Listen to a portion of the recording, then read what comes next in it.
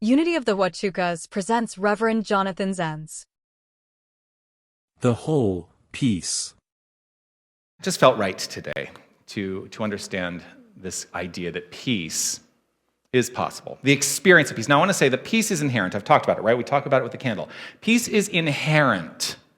The experience of peace doesn't always match that which is inherent within us for whatever reason we're putting up blocks to that experience of peace. And so when I say peace is possible because we can break down those barriers and know something new and different.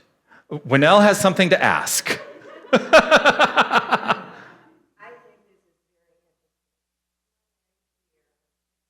There was a peace vigil. Oh. And there were these little old people. I'm a little old person. And they were standing there with the peace sign. And I went to high school in 1960. I graduated in 69. I'm that generation. Yeah. I cried all the way here holding the peace symbol. And there are no mistakes. Yeah. Thank you for sharing that. Right. I'm talking, it's funny that you bring up, like the concept of history and the experiences and the waves of peace that we can and sometimes don't experience. Because one of the things I wanted to talk about today was a historical event. That it feels to me that this has gotten a lot more prevalent in kind of the common consciousness than it was when I was growing up. I certainly didn't know anything about this growing up, and it was only in the last kind of 10 years that this seems to be much more prevalent, this thing that happened. And I'm sure once I start talking about it and being more specific about what it is, you're going to go, oh yeah, I know about that. So in 1914, on Christmas Eve, at the height of the First World War, there was an event that happened on the battlefield. Ringing a bell for anybody yet? Yeah. I'm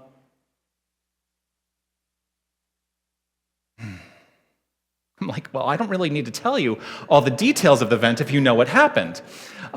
Basically what happened is on the front lines of the battlefield in World War I, there were men in the trenches who on Christmas Eve, on both sides, decided to experience peace, decided to put differences aside, decided to let go of this concept that war was something that was necessary and say, we're going to have at least this one experience of peace.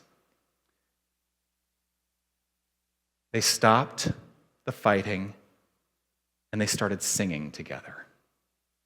And they came together in community, both sides, and they said, we're going to live in and as peace, at least for this one night, for this one experience.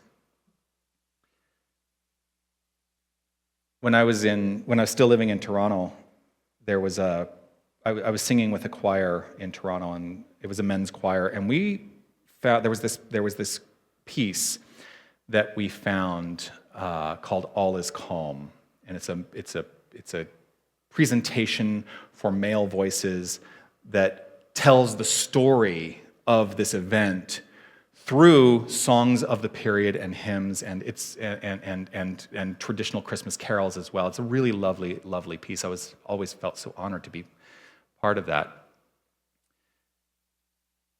The reason I bring that up is because it was an opportunity for people to truly stop and say, I'm going to allow the inherent attribute that is peace to flow forth into expression in this world. Thomas Troward, one of the luminaries of the New Thought movement, he made this determination, and I agree to some degree, and I also allow myself to say there's an expanded way of understanding this. He said these are the 7 attributes of God: love, light, life, power, beauty, joy, and peace. These are all attributes of each and every one of us. And as we allow that peace to, as we allow that love to, as we allow that light to, as we allow that life to translate itself into our experience, we needn't worry about all that other stuff. That's the challenge, is because we are constantly met with all of this other stuff, right? Great thinkers throughout history have all understood that the way to the experience of peace is through the decision to live from that inherent place. During this time, World War I, Winston Churchill had this to say. He wrote this in a letter to his wife in 1914, before this event happened. He said, "What would happen, I wonder, if the armies suddenly and simultaneously went on strike and said some other method must be found of settling this dispute?" What if? What if? What if we all decided that the antagonistic nature that seems to be pervading our current culture were to be set aside and we found some other way of settling our differences? Do you think that's possible? That was not a very resounding yes. I'm going to assume that inside you were so moved with a resounding yes that you just could not bring yourself to speak. Well, here's the thing. What would happen? What would happen if we decided collectively, if we contributed our contributed our individualized consciousness to the collective to say, there must be another way?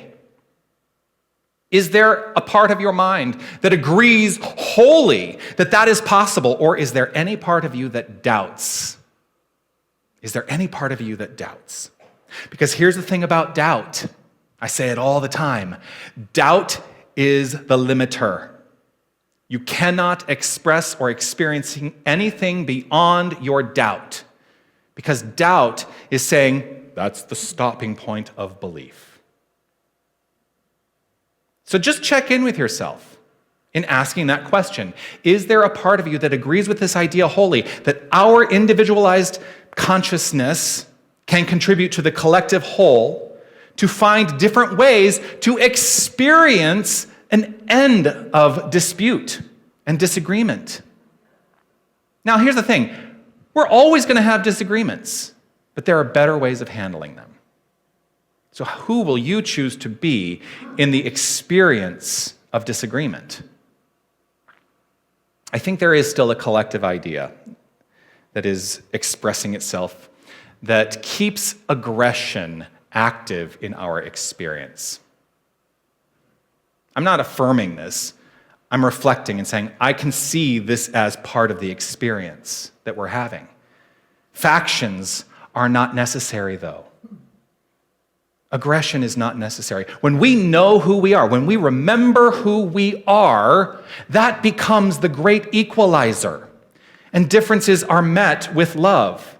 It doesn't have to be the end of the world. I can say, you know what? I don't agree with you. It doesn't have to be, I don't agree with you, and you're a horrible person. And I'm not looking at you specifically, Sharon, for any particular purpose.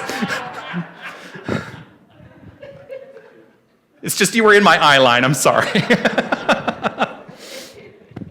It does not need to be that way. It doesn't. To know who we are, to remember that we are this very infinite power and presence, to know that we are God is the great equalizer, because if we know it about ourselves, we must accept it as truth for everyone whom we encounter.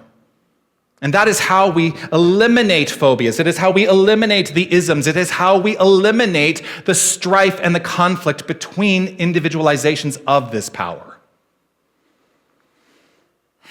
In the song, one of my favorite lyrics in this song is this: if I'm dreaming, what a wonderful dream to share. Right? What a wonderful dream to share. Let's keep dreaming, because reality's waiting there. We're the ones who are setting the expression and experience of our form through our consciousness. Dreams are an expression of consciousness, and we can activate our dreams to say, I welcome the experience and expression of peace in my mind, and know that it translates itself into the expression and experience and the circumstances of my life. The experience of resignation to the status quo, or relegating ourselves to live within the status quo is not living the dream.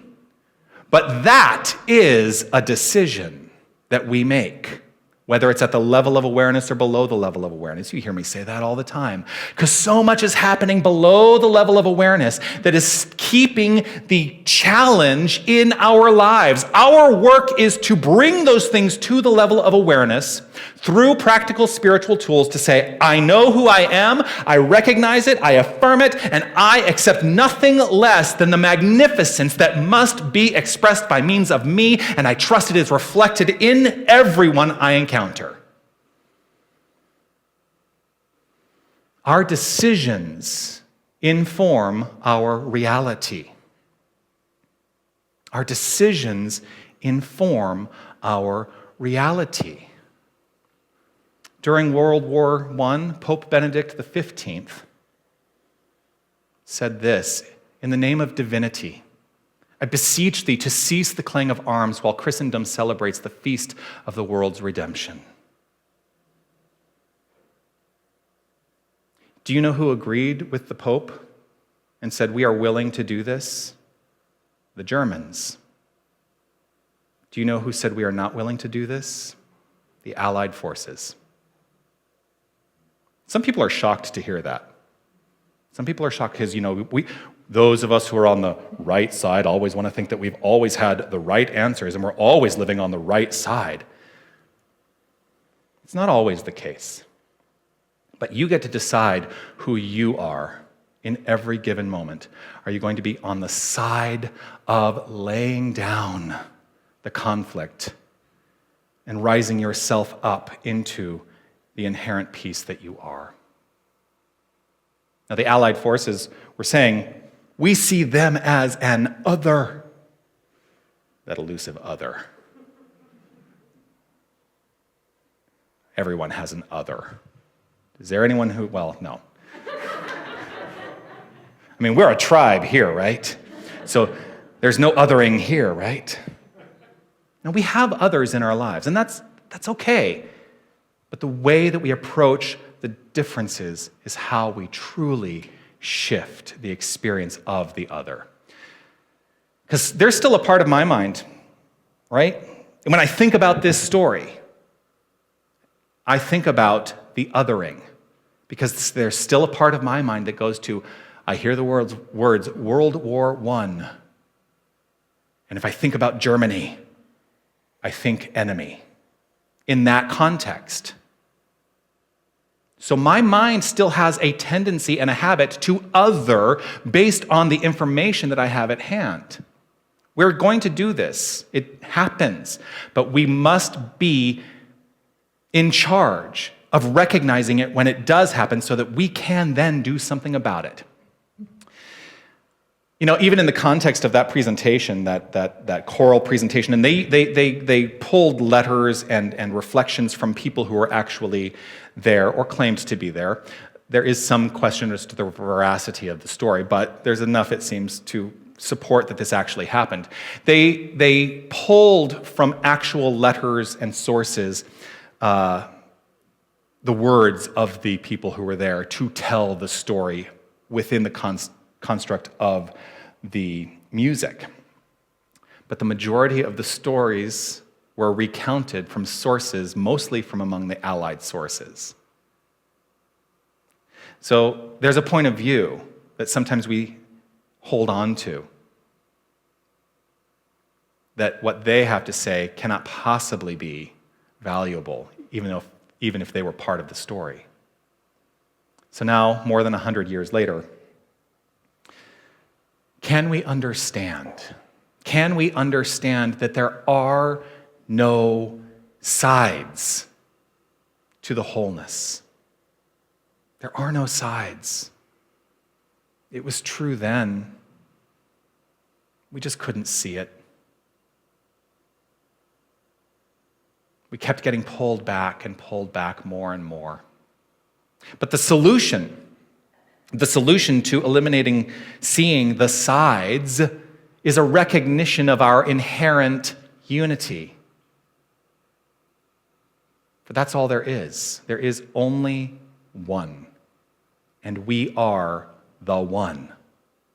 Each and every one of us is the one. The wholeness of the presence and power of God is right where each and every one of us is. Right where I am, God is. Right where you are, God is. I recognize the divinity in you and see it as a reflection of the inherent divinity of myself. That's the meaning of namaste. To see and understand and live from that point of view. So, why does it seem like we're still always in a state of conflict? I don't know that I have the... I don't know that I'm going to walk out of this room here today and say, oh, it's all done. There still may be expressions and experiences of conflict. The only way that we can remain in conflict is by continuing to remain focused on what makes us different. The perceived differences lead to a sense of separation. If we are truly going to experience peace, that is the aspect that must be healed. How do we begin then to feel connected? How then do we begin to feel connected? Perhaps it is adopting ideas like this. Harmony and tranquility are derived from an awareness of the Christ consciousness. Steadfast affirmations of peace will harmonize the whole body structure. Accepting that your consciousness inherent is the Christ consciousness. What is the Christ consciousness? The Christ consciousness is that indwelling nucleus that is within each and every one of us. The indwelling nucleus of each person, the true light, available to shine forth as a guide and illuminate the darkness. That's the Christ consciousness. It is that aspect of each and every one of us that has never been touched by the exterior world of circumstance. It is the inherent spiritual truth. That's what the Christ consciousness is. And when we are in harmony and tranquility, being derived from an awareness of the Christ consciousness, we harmonize the whole body into a state of peace. So as much of this as we can embody, as much of this idea as we can embody becomes ours. The inner reality and our outer experience becomes a reflection of that inner reality. So what does it mean to embody? What it means to embody is to be solid in our faith. To be solid in our faith. That was last week's talk. To be solid in our faith, unshakable, that this is the truth of our being. And to begin to understand that the opposite of peace has no bearing or place in the lives of any of us. And welcome peace. To recognize and accept your entire being is the effect of peace. How much are we willing to accept? That becomes the question. How much are we willing to accept? As much as we accept and embody is ours. Not to take, but to experience, because it is inherently part of us. The acceptance is letting go of the resistance. That's how we accept. So let us move away from thinking there is anything to be taken to achieve peace, and be the ones who are willing to just live from the consciousness of peace. If we want to experience peace, we must be willing. We must be willing to move beyond any idea that is contrary to peace in our own minds. That's the whole peace. That's the peace that is whole and wholeness expressing by means of each and every one of us. I had the honor in that particular presentation of that concert to deliver the final line, which was this: for a single night, no man's land was every man's land, and we, the lowest of the ranks, achieved what the Pope himself could not. In the middle of the war, we had ourselves a Merry Christmas. ultimately the rank and file achieved peace because of an idea that was beyond fear, an idea that was beyond seeming differences, an idea that was beyond the appearance of conflict. An idea that allowed for the moment peace to be experienced because seeming opposing factions listened and acknowledged what it is that connects us all. It was the culmination of the understanding that there is room for all. There is room for all. So let us approach our lives with this at the fore of our minds. We are the change. Peace and blessings to you. You are magnificent.